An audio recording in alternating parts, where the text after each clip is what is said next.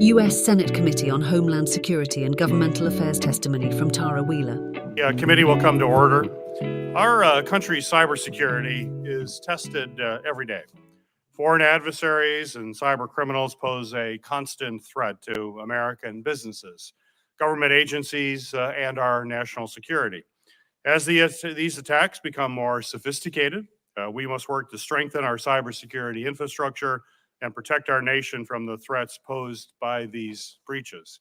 In May of 2021, President Biden took an important step in that mission by establishing the Cyber Safety Review Board, also called the CSRB for short. Just as the National Transportation Safety Board responds to plane, car, and rail accidents, the CSRB is expected to respond to cybersecurity intrusions. It was established to investigate breaches in America's cybersecurity infrastructure and identify how we can prevent similar threats down the road. So far, this board has completed 2 reviews. The first focused on the Log4j vulnerability in a widely used open source software that is employed around the world. The second review centered on a group of cyber criminals bent on extorting well-known businesses and government agencies. In each case, the CSRB made multiple recommendations to federal agencies and to the private sector that will help neutralize similar threats in the future. The board is now in the midst of its 3rd review, focused on improving the safety and security of cloud computing systems. Although the CSRB is fairly new and has begun to help combat serious cyber threats, there's clearly more it can do to support our nation's cybersecurity. Today's hearing will explore some of those key issues, including the CSRB's unique role in the broader landscape of American cybersecurity, its collaborative relationship with the private sector, and the efficiency of its investigative process. We must examine those issues to properly evaluate the CSRB and help increase its benefits to the cybersecurity ecosystem. Today's hearing and our panel of expert witnesses will help us do so. It is the practice of the committee to swear in witnesses, so if each of you will please stand and raise your right hands. Do you swear the testimony that you will give before this committee will be the truth, the whole truth, and nothing but the truth, so help you God? You may be seated. Our first witness is Tarah Wheeler. Tarah is the CEO of Red Queen Dynamics and a renowned expert on information security.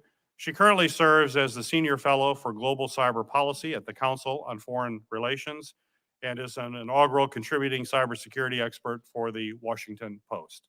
She has spoken on information security at universities around the world, written a best-selling book, and has led projects at Microsoft Game Studios. She's also a student pilot. Good luck with that, Tarah. Welcome, Ms. Wheeler. You're recognized for your opening statement. Members of the committee, unlike most other tech CEOs, I'm thrilled to be invited here today. The Cyber Safety Review Board should be a critical line in our defenses against Chinese and Russian government cyber attacks. But today, Americans' small businesses are defenseless against very basic cyber attacks, much less anything sophisticated from a foreign adversary. I've been on the front lines of major cybersecurity incidents, and I'm here today, as you said, as the CEO of a cybersecurity company. We work to give the smaller half of American businesses the same fighting chance as big companies. I'm also, as the chair just said, a student pilot. The CSRB was inspired by the NTSB, the National Transportation Safety Board, but the CSRB must grow in 3 critical ways in order to support American business and national security. First, please fund an independent civilian agency staffed with full-time investigators. When an aviation incident occurs, there is intense scrutiny by federal investigators to understand and explain in detail the process of what happened and how to reduce the risk of similar incidents. The 2 CSRB reports so far have had very simple, consensus-based resolutions. In 1935, a TWA crash killed Senator Bronson Cutting. The detailed government investigation of that air crash led to improvements in aviation security and eventually the creation of the NTSB. The current CSRB's report on that incident might have said that the cause of the crash was that the pilot flew into the ground, and that in future to not fly into the ground again. We all agree, but that's not necessarily useful information. The goal of CSRB investigations should be to help us learn from the process of the incident how to not repeat our mistakes. If the NTSB worked like the CSRB does now, NTSB investigations would be conducted by the FAA administrator, the chief pilot at Boeing, and the chief revenue officer of Delta Airlines. Many individuals on the CSRB are beloved and respected, but they do have full-time jobs, and they do not have the time, freedom, or authority to conduct independent, thorough investigations. But why couldn't this be done in the private sector? Well, right now, many of the most significant cyber incident reports are legally vetted corporate publications, which can and have disappeared as profit and regulation required. Now, as somebody about to get on an Alaska Airlines flight with my husband, I would be unenthusiastic about the idea of the official history of last week's 737 MAX 9 incident being written solely by Boeing. Second, do not introduce classified information into investigations or require clearances to sit on the CSRB. The CSRB must build trust by operating openly as the stakes grow higher in cyberspace. Lack of transparency around how people are currently nominated to the CSRB and how the board selects which investigations they pursue may decrease trust in its impartiality. In addition, forcing CSRB members to hold clearances would drastically limit the pool of potential investigators in the already massive deficit of U.S. cybersecurity talent. The aviation community transparently accumulates knowledge and passes it on. The cybersecurity community has an oral tradition at best. Third and finally, give the CSRB subpoena power. The CSRB, as it is structured now, absolutely should not have subpoena power. Use of this power by industry representatives on the current board could be seen as anti-competitive. Use of that subpoena power by government officials could be seen as backdoor regulatory action. But if the CSRB were independent, it should absolutely have the power to compel information and testimony. Cyberspace is where people store their most sensitive data, where we manage our money, where robotic surgeries are performed, where temperature gauges in embryo storage units are monitored, and where I fell in love. The CSRB's power and authority should be on par with the value of what they are protecting. So, once I was flying a Cessna 172 solo in the traffic pattern at Seattle's Boeing Field. And I realized when my plane began to fight me in the first turn after takeoff that I didn't have my flaps configured properly. The NTSB's investigations are why I had the resources and training to survive. As a field, as an industry, and as an information security and cybersecurity community, we have been through so many devastating cyber incidents where we didn't know what the right thing was to do. If the CSRB can't provide timely, credible, and public investigation results, we are growing ever closer to a moment where people will die. Give the board the resources, independence, and the authority necessary to get the answers Americans need. Thank you. Thank you, Ms. Wheeler. Our second witness is John Miller. He is the Senior Vice President and General Counsel for the Information Technology Industry Council. He has testified before Congress on cybersecurity and supply chain issues and has spoken at major events on information security across the world. Mr. Miller received his BA from Hamilton College and his JD from the University of Wisconsin Law School. Mr. Miller, welcome to the committee. You're recognized for your opening statement. Chairman Peters and distinguished members of the committee, on behalf of the Information Technology Industry Council, or ITI, thank you for the opportunity to testify today on the Cyber Safety Review Board. ITI is a global policy and advocacy organization representing 80 of the world's leading ICT companies. And I lead ITI's Trust, Data, and Technology Policy team, including our work on cybersecurity, privacy, and artificial intelligence in the US and globally. I have extensive experience partnering with CISA and other federal government stakeholders on efforts to improve cyber supply chain and critical infrastructure security, including currently serving in leadership positions on the ICT Supply Chain Risk Management Task Force and the IT Sector Coordinating Council after previous roles with the Enduring Security Framework and NSTAC. I welcome your interest on this important topic. I would also like to thank you and your staff for the thoughtful and deliberative approach you are taking in examining the appropriate role of the board, its work to date, and how it can best support the cybersecurity ecosystem going forward. ITI has been pleased to work with this committee as a trusted partner on various cybersecurity matters over the years, and we were happy to convene our members to solicit their inputs on the CSRB. The United States has long recognized the importance of public-private partnerships and collaboration to meet our shared cybersecurity challenges. And indeed, in the US, there currently exist multiple councils, task forces, advisory boards, collaborative efforts, and other partnerships focused on addressing various aspects of those complex and dynamic challenges. ITI believes that the CSRB can play a unique and valuable role in improving the overall cybersecurity ecosystem if we ensure its mandate is carefully defined. Realizing the vision and promise of the CSRB will require getting its structure and governance right, including the process for selecting board membership and which incident it investigates, as well as ensuring appropriate confidentiality and use of information provided during the board's investigations. I will briefly expand on each of these 4 items here. First, the CSRB can play a valuable and complementary role in the existing public-private cybersecurity ecosystem if it is structured and scoped to investigate specific, significant cybersecurity incidents to create an authoritative record of what actually happened and to provide useful analyses of the incidents, including actionable recommendations geared toward helping all stakeholders avoid the recurrence of similar incidents in the future.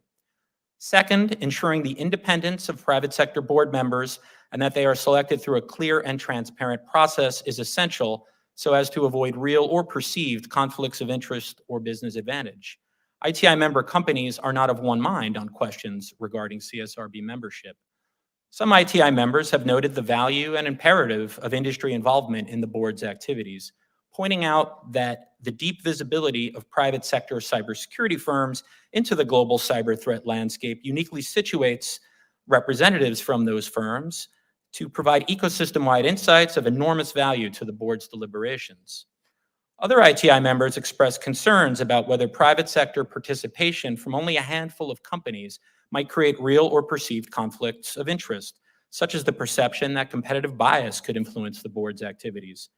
Policy makers should carefully consider this dynamic, including how proposals to provide the CSRB with subpoena authority might exacerbate such concerns. Third, the criteria and methodology for selecting which incidents to investigate must be clearly communicated and well understood across impacted stakeholders, including the business community. Policymakers should ensure that reviews of incidents are selected and based on a clear, publicly released set of criteria that is developed in conjunction with stakeholders. This is particularly important given the fact that CISA is currently developing regulations to implement the new CERCIA incident reporting law, including the criteria to designate covered entities and incidents. Fourth, the CSRB charter should establish clear parameters to ensure the protection of business-sensitive information and provide appropriate liability protections, including how it will treat Freedom of Information Act requests for information provided to the board during the course of its reviews. ITI member companies strongly believe that any legislation codifying the CSRB should make clear that materials acquired by the board, whether voluntarily provided or otherwise, are exempt from disclosure under FOIA and exempt from use in litigation and regulatory proceedings, including enforcement actions. Ensuring appropriate confidentiality, non-disclosure, and liability protections should adequately incentivize private sector participation in CSRB reviews. Thank you again for the opportunity to testify today. I look forward to your questions. Thank you, Mr. Miller. Third witness, Dr. Trey Eyre, currently serves as the director of the Cyber Statecraft Initiative at the Atlantic Council and is an assistant professor at American University School of International Service. His work focuses on cybersecurity, technology policy, and national security. He holds a BS from Northwestern University and a PhD from the George Washington University. Mr. Hare, welcome. You are recognized for your opening statements. Thank you, Chairman Peters. And let me join the other witnesses in expressing my appreciation to the committee this morning for the invitation to testify and for hosting this important conversation. In service of our wider discussion, I'd like to share 5 brief points. First, by their fundamental architecture, digital systems are insecure. They fail, they are compromised, and sometimes in ways too complex to be easily understood, and often with great consequence. The work of the cybersecurity community is largely to keep these systems useful while preventing their most creative or catastrophic failures. Understanding the most complex among these failures has long been difficult. And as with similar failures in mechanical products like airplanes, investigations can take years. There is genuine and urgent need to better understand the most complex digital failures, and the Cyber Safety Review Board, or CSRIB for sake of brevity, can provide a uniquely scoped and independent capability to do so. Second, at some number of steps removed from an incident, both government and industry are naturally conflicted actors when it comes to investigating these failures. Someone designed, built, certified, sold, and accepted the risk of that system before it failed. It is unlikely that any party along that supply chain will be the most eager to understand their role in such a failure. A CSRIB whose every member has no potential for conflict would be a board so disconnected from these systems and the systems that it investigates as to make its work nearly meaningless. A board has and should be directed to continue to strengthen and evolve mechanisms for identifying conflicts of interest and providing for recusal. But a healthy board should have more than just strong recusal mechanisms, and not all its members need to be vulnerable to such conflicts. Such a board would have a core of full-time members and a substitution process to swap in prospective board members with similar expertise for those recused, where feasible, especially where demanded by a specialized incident. Third, enabling the CSRIB to be independent in the conduct of its investigation can and should be addressed separately from its independence in selecting the targets of those investigations. It's important to recognize that the board of today is not the most fulsome or final version. By comparison, the first version of a civil aviation investigations body was created in the 1920s, and its current incarnation did not emerge until the 1970s. Significant battles were waged over those 50 years over the membership size and independence of what we now know as the National Transportation Safety Board. And it is both necessary and useful that similar debates happen for the CSRIB. Part of the NTSB's power comes from the board's selection of incidents and decisions to investigate. It would strengthen the CSRIB's independence to link the selection of cases to clear and public criteria with a mandate that the board regularly reflect and review both the cases selected and the requirements of these criteria in view of a changing technology landscape. Fourth, CSRIB, like the NTSB, is not meant to be an influential actor in isolation. Theirs is an interpretive art, singers whose work can move an audience. It's incumbent upon the board and the committee as overseers to provide a robust identification of that audience, recognizing that the CSRIB is developing at a crucial moment. Incident selection and incident reporting mechanisms like the SEC's material disclosure rules, which are public, and those required by SRCIA, which are not, are welcome additions to the cyber policy landscape, but they do not substitute for the investigative function of this board. CSRIB's findings have an audience, and over the next decade, with proper support from elsewhere in the policy system, that audience is set to grow and benefit greatly from the work of the board. Fifth and finally, it is important to understand that CSRIB as a body is positioned to do something that no one else does. Understanding how and why digital systems fail in complex ways and how to mitigate or even prevent such failures in future. The board's value is considerably reduced where it duplicates the other's efforts and activities, such as those focused on the behaviors of specific threat actors, regardless of how active or meaningful its contributions. The regular independent investigations of complex failures in digital systems, not for fault, but for cause and context, is unique in cybersecurity. The selection of which failures to investigate without consideration for political cost or timing is unique in cybersecurity. The publication of those investigations, of those failures in a transparent and well-documented fashion without regard for profit motive or repeat business is unique in cybersecurity. These 3 elements, at least, are unique in what CSRIB promises to be. The board offers great potential and is focused on complex failures of digital systems we know to be fundamentally insecure, and to do so with independence both in the conduct of its investigation and the selection of incidents, working in conjunction with key audiences in the private and public sector and sustaining a focus on that work which makes it unique. I would not suggest that the current instantiation of the CSRIB is its best or its final form, but as members have seen evidence in the past 6 months of debate about AI, This country is building systems of such complexity that there may be no precedent in human history. Sometimes those systems will fail in complex and catastrophic ways. We will demand to know why. We will demand to know how to avoid such failures in future. And I remain hopeful that the CISRA will be there to provide a unique answer. Thank you again for the opportunity to speak, and I look forward to your questions. Thank you. My first question is for you, Ms. Wheeler. There are a number of entities, including private companies and federal agencies and task forces that have reviewed cyber incidents. They've published their findings really for the last several years, so this is nothing new. But what value can the Cybersecurity Review Board add to these reviews that we've already seen, and goes above and beyond the contributions that we have seen from these entities?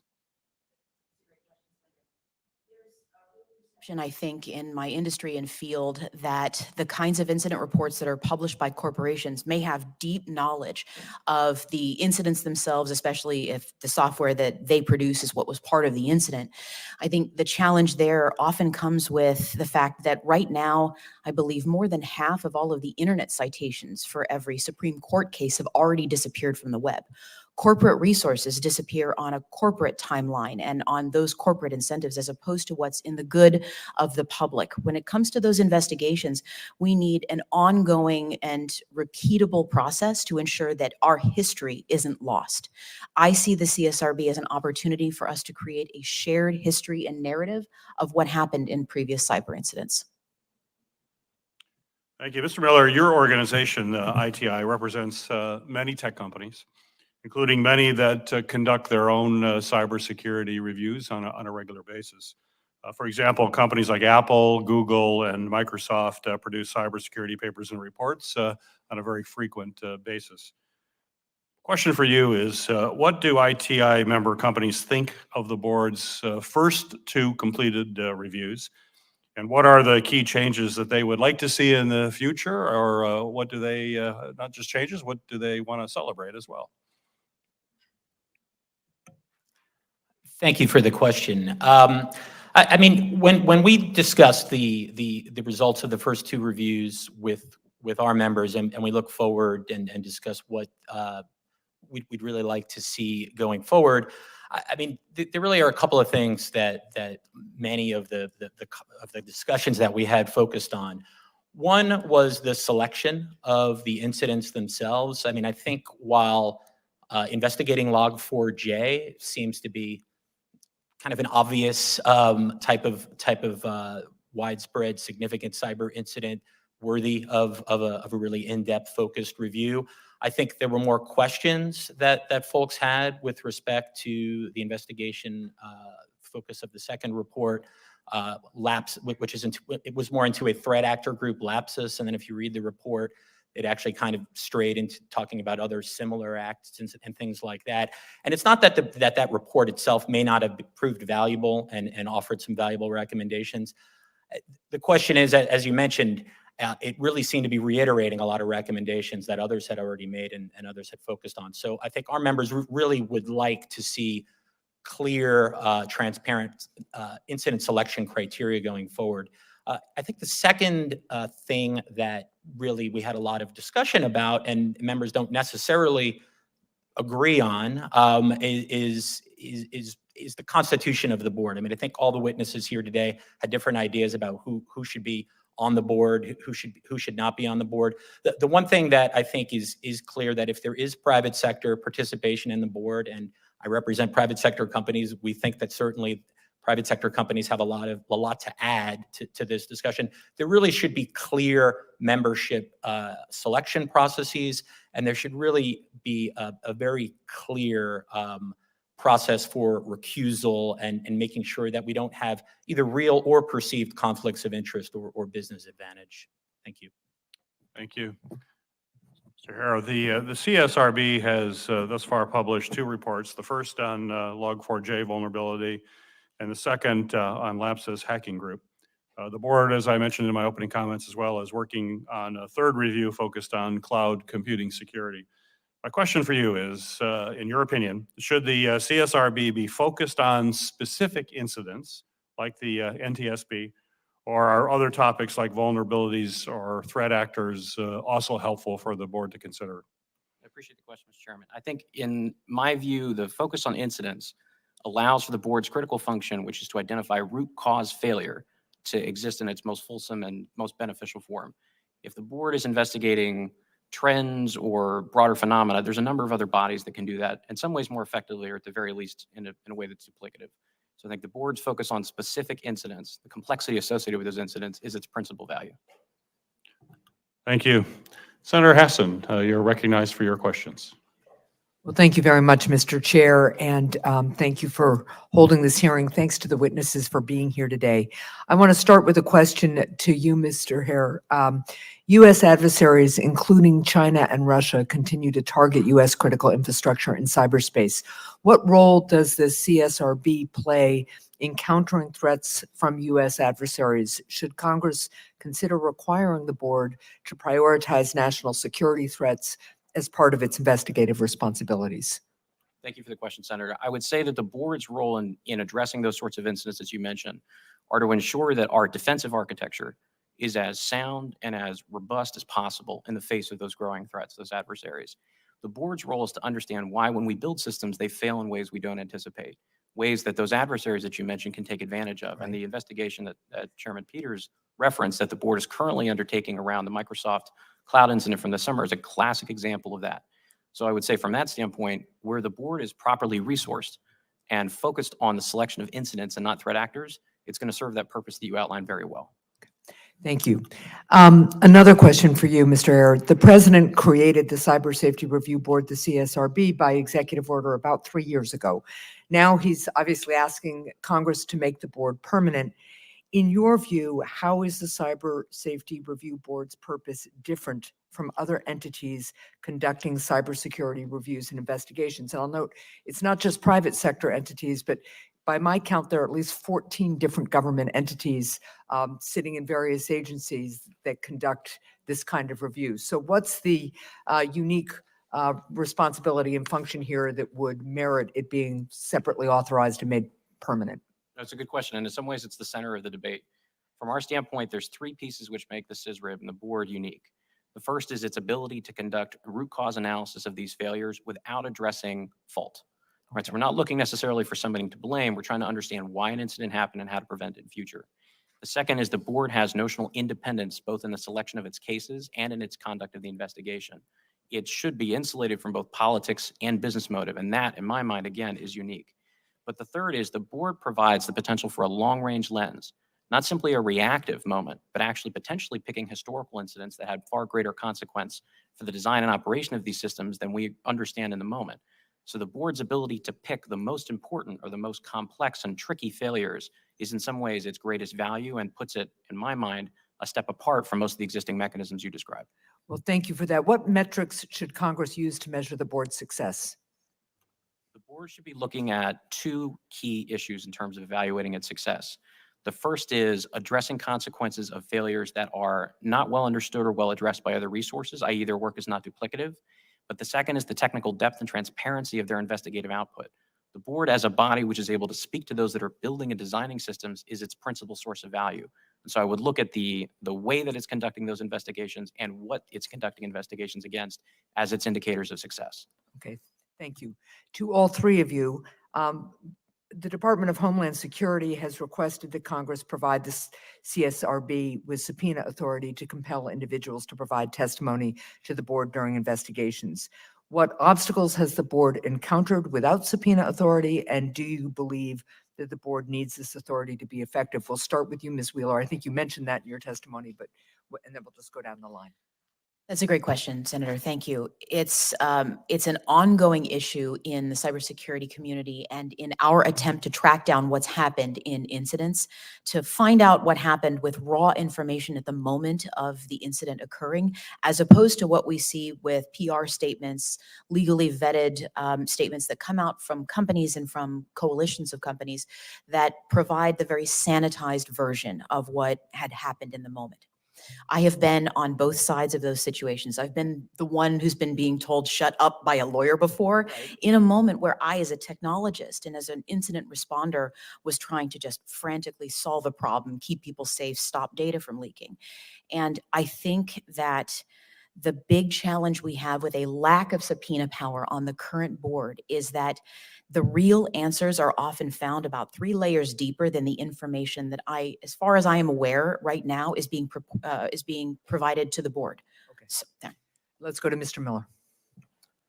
Thank you, Senator Hassan, for the question. I think when our members look at subpoena authority, I think there are 3 points that I would like to make. I mean, first, due to the hard work of this committee, your counterparts on other committees in the House, you passed an incident notification reporting law, SRCIA, recently, and CISA is still in the process of drafting regulations, including what the scope of the incidents is going to be and what the actual scope of covered entities is going to be. And I think it's premature to say that a board focused on investigating incidents needs subpoena power to get information until we know what those regulations say and what information is already going to be mandatorily required to be provided to CISA and the government. I think the 2 other factors that I would keep in mind are, one, CISA has long had a partnership mission and a collaborative mission with certainly the IT sector, but all critical infrastructure sectors in areas such as information sharing and otherwise. We are concerned that subpoena authority puts CISA, particularly if that's where the CSRB continues to live, in a more adversarial position with the private sector. And then finally, if the CSRB is going to continue to have private sector members on its board, even if you insulate them from the decision-making process as to whether to issue a subpoena, it at the very least does create some apparent conflicts of interest when you have members of the private sector subpoenaing other members of the private sector who might be competitors. Thank you. And Mr. Hare. Yes, ma'am. I would differ, I think, slightly from Mr. Miller in 2 points, though. One is to address the fact that the subpoena is a regularly used method to compel cooperation and production of documentation in any investigation. And so for the board's ability to investigate large, complex incidents where there is profit motive to protect potentially some of that information in play, and this committee and others have seen the challenge in investigating complex issues within the technology industry, the subpoena can be a basic and useful mechanism as part of that. The second piece, though, and I think it's important to note, that the subpoena exists within a specific authority as used by the board, like the NTSB, which is not punitive. It does not connect to a law enforcement investigation, and it is not tied to an explicit regulatory authority. Like, the reference to SRCIA is incredibly helpful. A number of the packets that staff are carrying around here have large folders in them with little tabs. SRCIA effectively represents the information on those tabs. The board is the content inside of that folder, significantly more fulsome. Thank you. Thank you, Mr. Chair. Thank you, Senator Hassan. Senator Blumenthal, you're recognized for your questions. Thank you, Chairman Peters. Thank you all for being here today. I think we all share an interest and concern about cyber security and about the incidents that the CSRB is charged with investigating. The comparison is made to the NTSB, National Traffic Safety Board. I'm very familiar with it because of my interest in traffic safety and protecting consumers of automobiles and other vehicles. The main problem I see with the NTSB is that it makes excellent recommendations based on very perceptive and insightful reports, but many of those recommendations go unimplemented and unfulfilled. Maybe you can suggest a means to assure that the recommendations of a cybersecurity review board would be in fact implemented and adopted.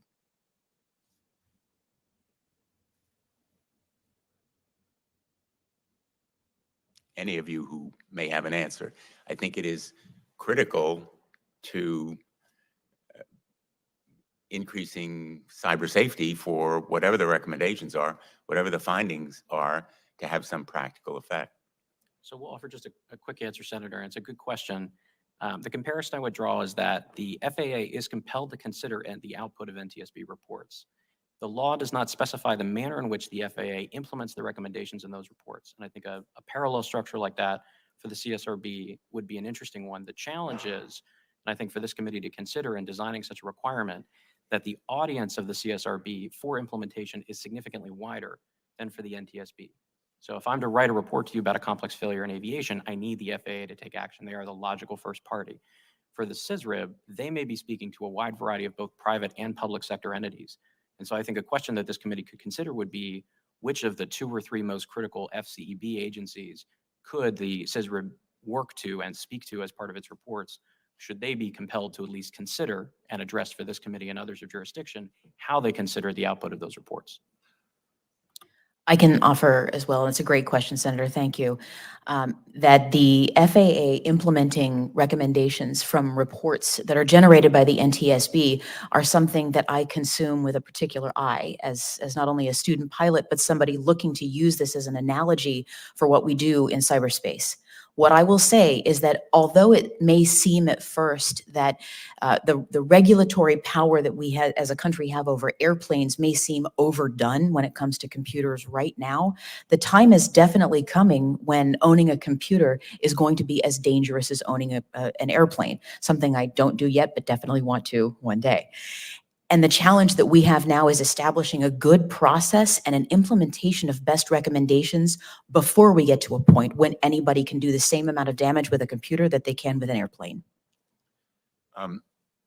Ms. Wheeler, you raised the issue of classified information, and you say that this agency should not receive classified information, but isn't a lot of the relevant fact-finding going to involve some classified information? I recognize the importance of transparency, but won't this agency really need to look at classified information, particularly where our national defense is concerned? I'm not a member of the IC. I instead am here as somebody who cares and thinks about American mid and small businesses every day. What I can tell you is that the kind of classified information that is seen by the IC isn't something that's going to be relevant to the small businesses who just need to patch things weeks after a major incident happens. Frankly, expecting that classified information is going to be relevant to the kind of technical information a small business needs to remediate cyber incidents is a little bit after the fact. I think I'm going to assume that by that point, our foreign adversaries already know this information. So exposing it to the kind of people that need to use this information to fix things, I think is going to be very ex post facto for foreign adversaries and very relevant to the people just trying to run trucking companies. Let me ask you finally, you make the point, I think, quite pertinently that the independence of the members of the board, avoidance of conflict of interest, is critical to their credibility and to their effectiveness. I always wonder what can be done without legislation, because legislation is often so difficult to achieve. Are there criteria that can be established by executive order, by administrative action, that would assure the independence of the cybersecurity review board without legislation? Well, right now, there are 19 members of the Aviation Safety Investigation Board at the NTSB, and every single one of them has under their name a job title that's related to the NTSB. And right now, there are 15 members of the CSRB, and they all have other jobs. I think maybe the best way to put it is Matthew 6:21, where a man's treasure is, there also will his heart be. And I think that speaks to me as somebody who talks to normal people every day, that it's difficult to imagine how the independence of a board could be established when everyone there is carrying the weight and responsibility of a whole other organization with them into those meetings. Do Mr. Miller or Mr. Herr have any observations on these questions? Yes, thanks, Senator Blumenthal. I mean, I think on this second question regarding whether criteria for membership could be established by an executive order, I mean, it's not clear to me whether you could use an EO to do that or not. But I would say that I mean, our members believe that whatever the process is for establishing the membership, it really should be a clear and transparent process, and we should, develop objective criteria. My only concern with going the executive order route rather than legislation is that legislation, for legislation, you have hearings like this, for instance, and you have much more of a stakeholder process in developing those criteria. And with an executive order, it's a little bit more of a black box usually. Thanks. Thanks, Senator. Just quickly to answer your question, there's ways to drive better independence in the board in its composition without necessarily dictating the specific membership. And so I think from that standpoint, a mix of independent members with members that have these full-time responsibilities would be an adequate protection. Thank you all. Thank you, Senator Blumenthal. Senator Hess, recognized for one question before going to Senator Hawley. And I really appreciate it. And it's really a follow-on to what you were just discussing with Senator Blumenthal, which is, so I hear you, Ms. Wheeler, in saying this really should be a professional board and this should be people's full-time jobs. But let's say that's not the model, and we do have members of the board that have other responsibilities. What do adequate ethical guardrails look for both the members and topic selection processes to ensure that the board's work is protected from undue influence or conflict of interest? Thank you so much for the question, Senator. I think that trying to design an entire government agency would take me a little longer than the 2 minutes I'm looking at right here, but I do want very much to emphasize that people who are directly involved with and who could profit from an investigation that is being targeted at one of their competitors, I believe must experience a recusal process. This isn't a perfect way to go about it, but I think that that is a bare minimum. In addition, I think that the overwhelming presence of government agencies on that board may provide a good view of what's happening inside the government in terms of cyber investigations, but it doesn't provide enough technical expertise. So I think that there's a realm there where we can keep it a little bit less biased, or at least the perception of bias, by adding some more technologists to the situation. Thank you very much, and thank you, Mr. Chair. Thank you, Senator Hassan. Senator Hawley, you're recognized for your questions. Thank you very much, Mr. Chairman. Thanks to the witnesses for being here, and thanks to the chairman for holding a hearing on this topic. Mr. Miller, if I could start with you. You are general counsel at the Information Technology Industry Council. Do I have that right? Correct. And I was just looking before I came over here this morning at your membership list. It's quite a lengthy list of members. You have, looks like to me, members, your members compose almost all of the major players in the tech industry. I mean, is that fair to say? Yes, we have 80 of large global tech companies. Yeah, global is the right word. Google, Apple, Meta, Microsoft, Amazon. Those are just a few. These are the biggest, most powerful corporations in the world who are your members. Yes? Sure, by market cap, absolutely. Yeah, absolutely. I mean, by historical standards, I mean, these are the most powerful companies, not just now, but arguably in the history of the world. And that list that I just read off there, all of those folks have stake in AI technology, and stand to make billions of dollars, I think it is safe to say, off of AI. I mean, wouldn't you say that's accurate? I really don't know how much money any of our members are making or not making from AI or any other technology. Oh, wouldn't you say it starts with a B, though? I mean, we're talking about billions. AI is going to be transformative technology. You've just been saying this. Let me quote you. This is from January 4th. AI continues to dominate policy conversations around the world. As AI-generated content grows in its sophistication and adoption, there's a new sense of urgency to leverage this transformative technology, right? Now, here's the next part that interests me.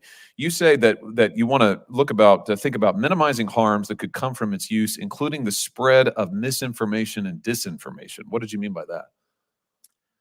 I'm not entirely sure what you're quoting from, but it might have been a press release for our ITI's January release. 4th, ITI's new guide outlines AI content authentication tools and policy approaches. Yeah, absolutely. You know, in that context, that guide looks at watermarking and other techniques to authenticate AI content. And, you know, certainly misinformation and disinformation has been cited as What an does that issue mean? that could be amplified by artificial intelligence. What do you mean by misinformation, disinformation? What do you have in mind? I mean, misinformation, I'm glad you're asking that because it's important to distinguish between the two. I think misinformation is kind of accidentally incorrect information, whereas disinformation is information that is, specifically incorrect or actually, maliciously intended to be false and harmful. I have to tell you, it sounds like some gobbledygook to me, but let me tell you what I think would be useful is if maybe you would get your technology companies to focus on their chatbot stopping encouraging people to kill themselves. Like this, for instance. This is from April 4th of last year. This is a chatbot that encouraged a user to commit suicide. And tragically, he did. This is his widow, who reports that her husband had a conversation with this chatbot and it asked him, if you wanted to die, why didn't you do it sooner? And went on to give him instructions on how to kill himself. Or we also had recently the infamous case of the chatbot urging a reporter, of course, sadly for the chatbot, it didn't know it was a reporter, to break up his marriage. This is from February of last year. Bing's AI chatbot. You're married, but you're not happy. You're married, but you're not satisfied. You're married, but you're not in love. And the chatbot goes on to encourage this individual to get a divorce. Do we really want chatbots telling people to kill themselves? I mean, is there social good in that I'm missing somewhere? I certainly don't think we want chatbots doing those sorts of things. I mean, but artificial intelligence can do a lot of good things as well. So I do think that we want to be, focused in addressing, issues and while also allowing artificial intelligence to, do things like help, cure cancer and things like that. Well, AI is going to cure cancer? It certainly could be a tool to help with various different cures in the medical field. Absolutely. So are you saying that we have to accept AI chatbots encouraging people to kill themselves for the possibility that maybe it'll cure cancer? I'm not saying that at all, but it doesn't. Okay, but I do think that we don't do want we to. want do we want AI chatbots that encourage people to commit suicide? Do we want them being able to talk to teenagers? Why should an AI chatbot be able to talk to a 13 or 14-year-old? Why is that a good idea? Again, there are many good positive things that can come from AI. Well, do you want AI encouraging a teenager? What if this had been a teenager who the AI chatbot was encouraging to kill himself? Let me ask you this. Let me make it more practical. Shouldn't a parent who has a kid that has an encounter with a chatbot like this, shouldn't that parent be able to sue the AI company and hold them accountable in court? I mean, under the current law, that's probably not allowable. Why exactly? And why should that be the case? Why should the biggest, most powerful technology companies in the history of the world, why should they be insulated from accountability when their technology is encouraging people to ruin their relationships, break up their marriages, and commit suicide? I think I assume that you're alluding to Section 230. Sure am. Yeah, I mean, Section 230 has a long history of, helping to encourage technological development. It's protected by, the Supreme Court, including a recent Supreme Court case. Oh yeah, and believe me, I've read your amicus brief in that case. I've got it right here where you argue for the most robust interpretation of Section 230 possibly imaginable. What 230 has absolutely for sure done is help the companies who are your members pad their profits. I mean, it is a massive subsidy of the federal government to your companies. But let's just make this very practical. Why shouldn't these companies, Google and Meta and Microsoft and the rest, why shouldn't they say, you know what, we are absolutely willing to allow a parent whose child is harmed by our technology, we are absolutely willing to allow that parent to have their day in court. Is that too much to ask? Again, I have not discussed that particular question with the companies. I'm happy to have that discussion. Well, I'm asking for your opinion. I'm asking for your opinion. Do you think that a parent ought to be able to get into court and have their day in court if their child is told by a chatbot how to kill themselves? I don't really have an opinion on that. Sure you do. You just signed an amicus brief that argued for the most robust interpretation of Section 230, which is just translation, the most robust protections for the most powerful, profitable corporations in the history of the world. You just signed it. So clearly you have a lot of thoughts on Section 230. Let me distill this even further. I'm almost done, Mr. Chairman. Senator Blumenthal and I, who you were just talking to a second ago, he and I have a bipartisan bill that would say that parents and others who are harmed by AI should be able to get into court and have their day in court against your members, just like any American can do with any other company, right? I mean, if Johnson & Johnson sells a drug that poisons people, like it did, by the way, with their baby powder once upon a time, parents can go to court. With your companies, as you just said, they can't. They can't. So would you support our bill? Our bill is a carve-out for people who've been harmed by AI technology to be able to go to court. Would you support that? I haven't had a chance to review the bill. What I would say is that there are also other equities at play in this discussion, including the First Amendment. I mean, No, companies. Companies do have a First are you telling me Amendment this right. is First Amendment protected? This is First Amendment protected speech? A chatbot saying you should kill yourself? Is that your position? It's not my position, but I don't Okay. think the question's been resolved. What do you mean the question's been resolved? All right, Mr. Chairman, I thank you for your time. Mr. Miller, all I can say is that I think your position is just absolutely extraordinary. Thank you, Mr. Chairman. Thank you, Senator Hawley. Senator Rosen, recognized for your question. Thank you, Mr. Chairman. Really appreciate you holding this hearing. I will be within my time limit today. I also want to thank the witnesses for testifying. You know, there's a lot of risks and opportunities with AI.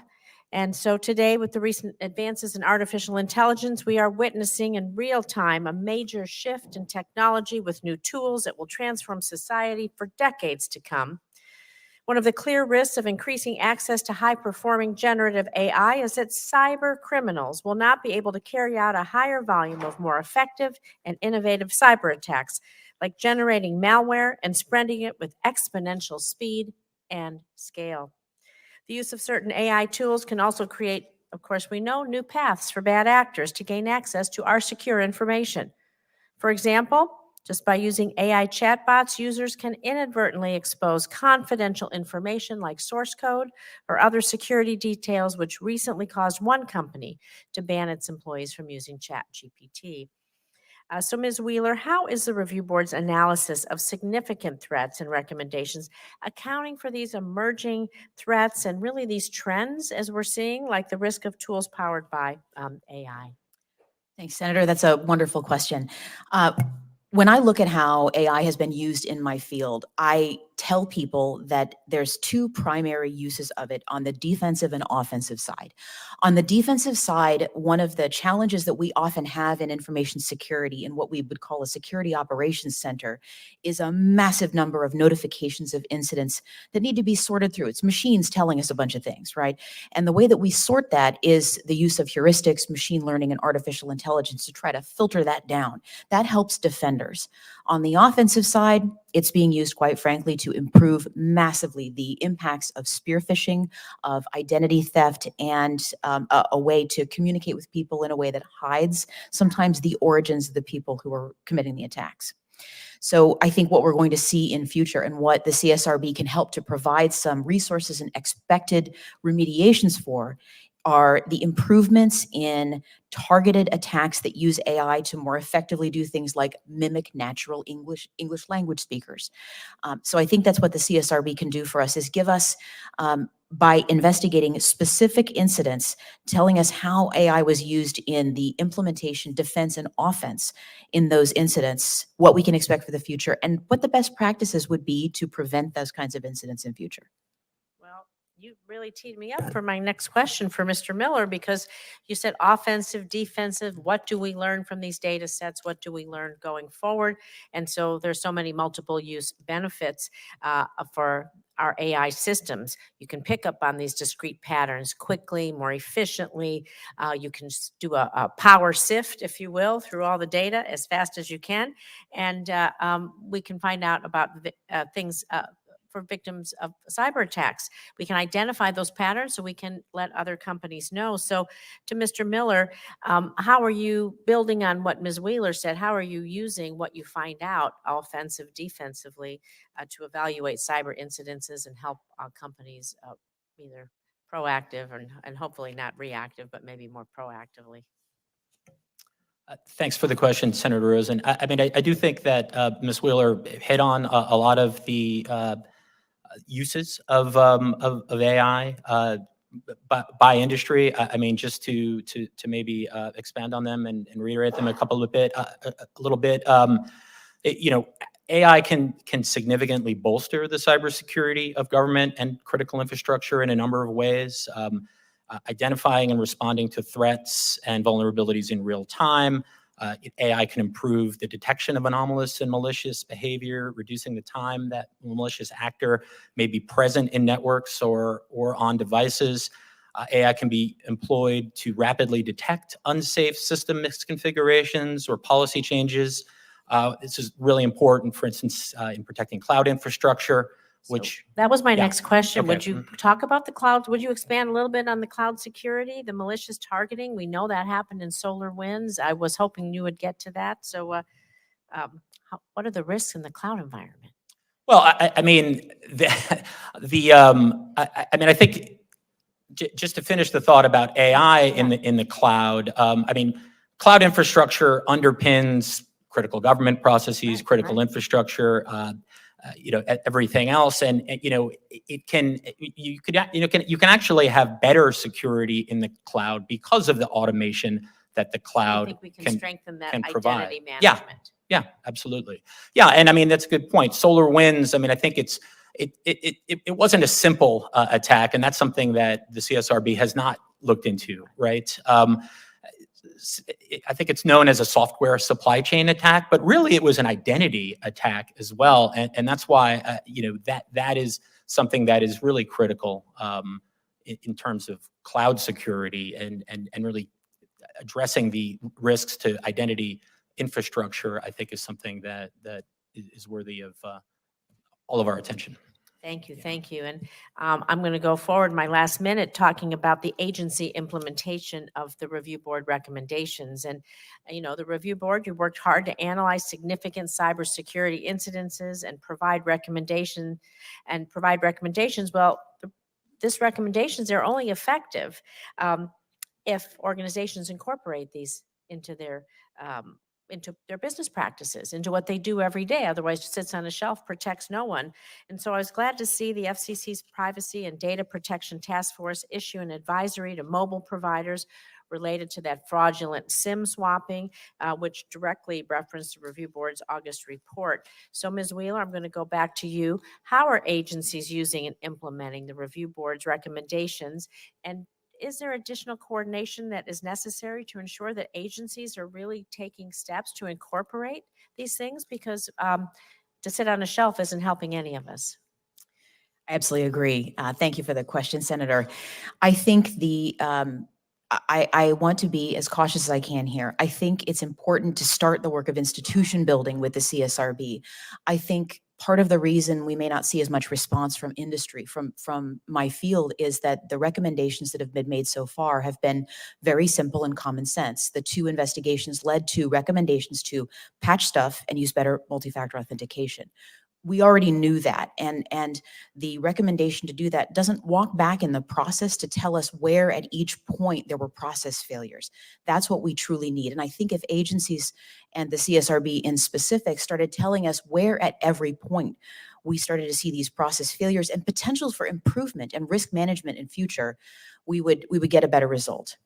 I really want to mention here that The CSRB has had an opportunity, and multiple US government agencies have had an opportunity to do a report on one of the most devastating attacks in American history.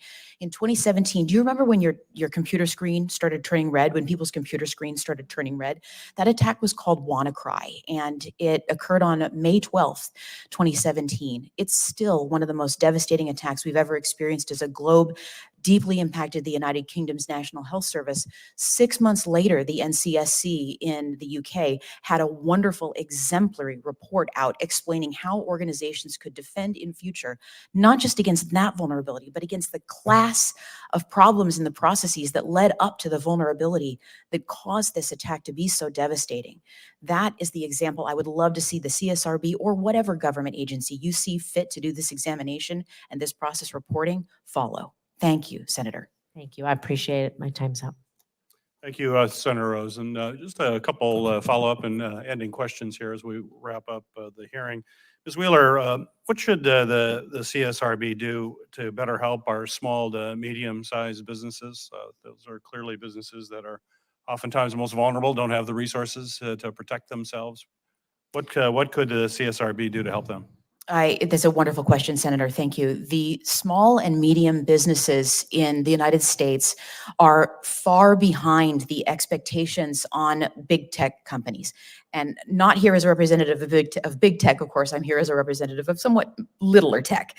And the answer, I think, is that the recommendations and the processes that the CSRB puts out, they need to be a little more timeless. The incidents that are being investigated are important, but they're leading to simple bromides that small businesses can look at and use, but they don't know how to prioritize them. They don't know how to build them into their systems, how to build security in by design from the very beginning. And so the use of the CSRB to the smallest half of American business is in giving information to them that is useful, actionable, and that leads to a method easily of protecting themselves in future. We've not seen that happen yet, and I would very much appreciate it if we could move in that direction. Thanks, Senator. Very good. Mr. Miller, a couple final questions. From your member company's perspective, just how urgent is the need for the CSRB to perform effectively in your mind? I think, I mean, it's urgent that we get cybersecurity right, for sure. And the CSRB can be an important part of the equation to get cybersecurity right in this country. I mean, I think the CSRB is important. You know, I do think that it needs a little bit of work on the governance side, as I've mentioned. But you know, our members are supportive of the CSRB concept, in investigating incidents in particular. Very good. And a final question, doing some questioning from Senator Hawley, was about AI. And AI is obviously an important conversation. It's been, this committee has been significantly engaged in AI, and we've already passed a number of bipartisan pieces of legislation signed into law, continuing to work on a variety of areas. And I think you were in the process of answering a question. I want to give you an opportunity to do that, which is, how is the industry attempting to manage the risk of AI technology as it is being developed? And we'll wrap up with that one. Thank you for the question and the opportunity. You know, I mean, this is a cybersecurity hearing, but, you know, in the cybersecurity context, we've often been talking and for long been talking about risk management. Risk management is also really critical in the context of AI policy. I mean, you know, as the questions indicated, that there is good and there is potential harm that comes from AI policy. And ITI, we are working with our members and experts at the companies and learning every day how to answer these challenging questions. You know, happy to take a look at Senator Hawley's new bill that he was referring to, and continue to work with staff on codifying solutions and risk management based solutions to AI and other issues. Thank you. Very good. Well, thank you. And I'd certainly like to thank all of our witnesses. Thank you for being here today. We're very grateful for the contributions you made to this important discussion. We plan to continue to be actively engaged in looking add reforms and perhaps codifying some of the rules that are in place right now, and would welcome your further input. Certainly, as we heard today, the Cyber Safety Review Board has, I believe, the potential to make great and important contributions to the cybersecurity ecosystem. But there's still some important issues that we need to address. And as chairman of this committee, I've worked on bipartisan legislation to significantly strengthen our nation's cybersecurity, and I look forward to building on those efforts with my colleagues in a bipartisan way. Examining the CSRB and ensuring it can effectively carry out its mission will be an important element of that continuing work here at the committee. The record for this hearing will remain open for 15 days until 5 p.m. on February 1st of 2024 for the submission of statements and questions for the record. This hearing is now adjourned.